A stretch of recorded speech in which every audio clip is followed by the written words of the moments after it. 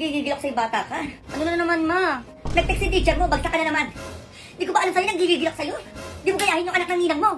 Walang bagsak, puro pag-aaral yung iniisip. Di ka tulad mo, puro ka paglalaro dyan sa cellphone mo. Ayun na naman si mama sa kumpara-kumpara. Ito oh, Belica, halika dito, pumasok ka. Ay, bakit po? Di mo to gayahin. Ang taas ng grade. Oh, agi nag-aaral. Sumusunod lagi sa magulang. Nanggigigil ako sa'yo, magugas ka doon, baka pamagawa ako sa'yo.